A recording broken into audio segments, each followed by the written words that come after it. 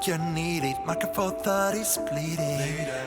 HPC succeeding. Yeah, I don't wanna be your friend no more. No more, no more. There's like a lot of other cameras out there. A73 with face recognition and AF action. And who cares about IBIS anyway? Just learn how to walk like you shit your pants.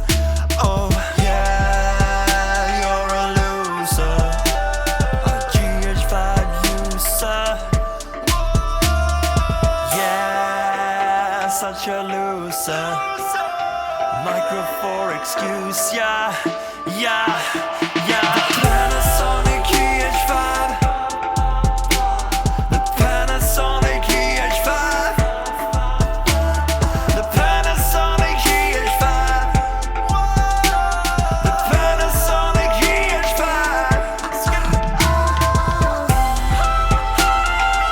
I hope you die, you worthless piece of shit. You could have bought any camera, but you chose a Panasonic.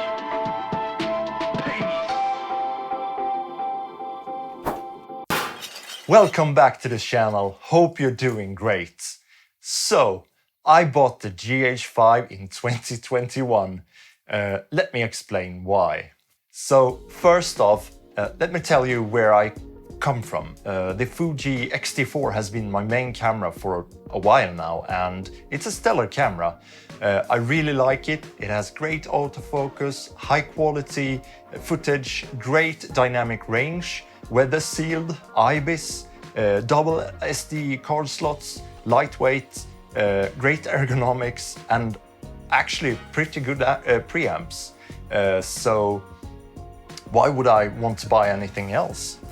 Well, the Panasonic GH5 was a beast back in the day when it was released, and it still holds its ground today, comparing it to new cameras. The quality of the footage is as good as, if not better than the X-T4, except maybe in low light. And it's got plenty of features that I really missed on my Fuji. The buttons and overall layout of the cameras are really different. The X-T4 has this analog touch to it, with physical dials for ISO, exposure compensation, shutter speed, and the aperture, obviously. Meanwhile, the GH5 has the more modern PASM dial, which I'm used to coming from Canon. I guess it comes down to preference in this case, and I can't say I liked one more than the other. What I do like about the Fuji is the movie still dial. It differentiates the settings from the still mode to the movie mode, which makes it much more easy to have your settings dialed and just switch between the two modes when you want to do one or the other. But on the other hand, the GH5 has the shutter angle option, which is just amazing. When you're switching constantly between 25p or 50p, which I record in, then it's very easy to forget to set the shutter speed accordingly, which leads to very strange motion blur. Also, the Fuji got the 30-minute recording limit, which can be a pain in the ass if you're shooting interviews, for instance. The last thing you want to tell your clients is that I didn't record the last 5 minutes of the video. Maybe we can take it again. And I really think that every camera manufacturer should consider putting this as a priority, because it's so important having this 30 minutes limit gone. If you can shoot unlimited, I promise you, if you haven't done this, it's such a relief to know that your camera isn't going to shut off in the middle of your shoot. So yeah, just get a camera with unlimited recording. Both of these cameras has double SD card slots and they can record onto both slots at the same time. But one thing I really liked about the Panasonic is that small LED indicators that tell you which card it's recording onto. The X-T4 also has this, but it's situated on the display of the camera instead. It's so much easier having it on the card slots where you can just hot swap the card. So yeah, great job GH5. You're a great camera. And then of course we have the IBIS, which is like the biggest selling point of the GH5 if you ask me. That's the reason why I got the camera. My friend David uses it and it looks so smooth. It's just that the GH5 has this magical, wonderful, exciting IBIS which can't be explained. It's just like riding a unicorn into a rainbow while eating chocolates and having strawberries and filming at the same time. I guess that's the reason why I buy the GH5 in the first place, so that's why I bought it. And then we got the Ergonomics. The GH5 has a much bigger body than the X-T4, which I really like, since it adds weight and it does actually feel much better to have in the hand. The X-T4 is so small in comparison. That's why I bought the extra cage to it, which makes my little pinky actually fit on the camera. But before it was like lying underneath the camera to hold it in place. And it was really uncomfortable.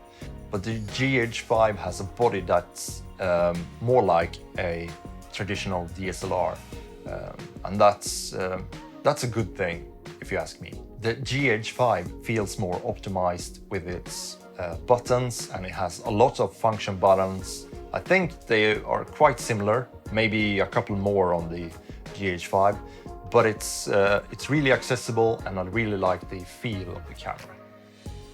The GH5 is obviously cheaper than the X-T4, which is understandable. It's a 4-year-old camera, but it doesn't feel like it skimps on the quality. I mean, the quality of the footage is amazing. It looks awesome. And the IBIS is much better. You have like great colors directly in camera if you want it.